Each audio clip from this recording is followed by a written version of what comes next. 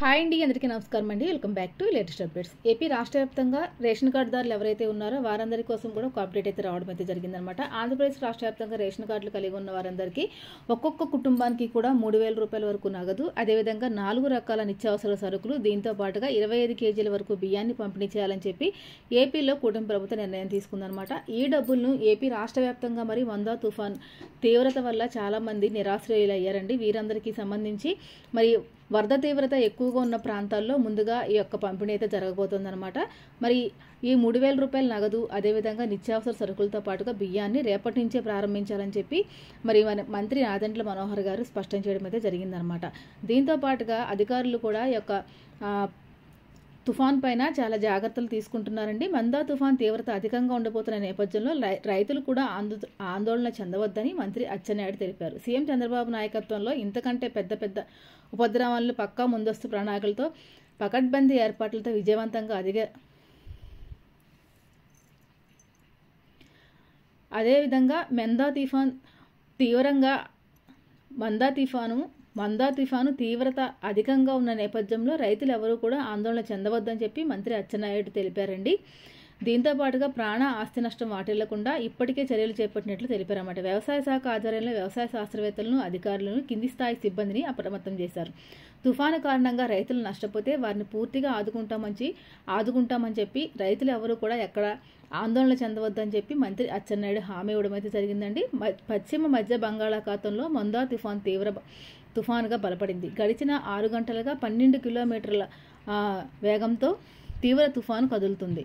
మచిలీపట్నానికి 160 కిలోమీటర్ల దూరంలో ఇది కేంద్రీకృతమై ఉందన్నమాట. కాకినాడకు 240 కిలోమీటర్లు, విశాఖకు 320 కిలోమీటర్ల దూరంలో కేంద్రీకృతమై ఉంది. రాత్రికి కాకినాడ నుంచి మచిలీపట్నం మధ్య తుఫాన్ తీరం దాటబోతోంది. తీరం దాటే సమయంలో గంటకు 90 నుంచి 110 కిలోమీటర్ల వేగంతో ఈదురుగాలు గీసే అవకాశం అయితే ఉందన్నమాట. తుఫాను ప్రభావంతో శ్రీకాకుళం నుంచి నెల్లూరు వరకు అతి భారీ వర్షాలు కురుస్తాయి. కొన్ని చోట్ల అత్యంత భారీ వర్షాలు కురిసే అవకాశం కూడా ఉందండి. ప్రజలు ఇంట్లోనే సురక్షితంగా ఉండాలని చెప్పి విపత్తుల నిర్వహణ సంస్థ సూచించిందనమాట. ఏపీలో 233 మండలాలు, 44 మున్సిపాలిటీలపై మందా ఎఫెక్టు తీవ్ర స్థాయిలో ఉంటుంది. ఏపీ వ్యాప్తంగా మందా తుఫాన్ ప్రభావం కనబడుతోందండి. ఇప్పటికే కోస్తా జిల్లాలో వర్షాలు భారీగా కురుస్తున్నాయి. రాయలసీమ జిల్లాలోనూ పలు చోట్ల వర్షాలైతే మొదలయ్యాయి. రాష్ట్ర వ్యాప్తంగా 233 మండలాలు, 1,419 గ్రామాలు, 44 మున్సిపాలిటీలపై తుఫాను ప్రభావం ఉన్నట్లు ప్రభుత్వం ఇప్పటికే హెచ్చరికలు జారీ చేసింది. ప్రభావిత ప్రాంతాల్లో ఇప్పటికే 2,000 ప్రభుత్వం ప్రజలు ఎక్కడ పడకుండా ఉండాలని చెప్పి అన్ని రకాల ఏర్పాట్లు 3,460 మంది కార్యాచరణ చేపట్టారండి. కాబట్టి ఎక్కడైతే భారీగా వర్షాలు కురుస్తున్నాయో 54 రెవెన్యూ డివిజన్లలో కంట్రోల్ ఏర్పాటు చేసిన పునరావాస కేంద్రాలు జిల్లాలో కమ్యూనికేషన్ కోసం 16 శాటిలైట్ ముందస్తుగా మనల్ని ఏర్పాటు చేశారు. 11 ఎన్డీఆర్ఎఫ్, 12 ఎస్డీఆర్ఎఫ్ బృందాలు కూడా సిద్ధంగా ఉన్నట్లు పేర్కొంది. ఉమ్మడి కృష్ణా, గుంటూరు జిల్లా యంత్రాంగం తుఫానును ఎదుర్కొనేందుకు పూర్తి స్థాయిలో సన్నద్ధమైంది.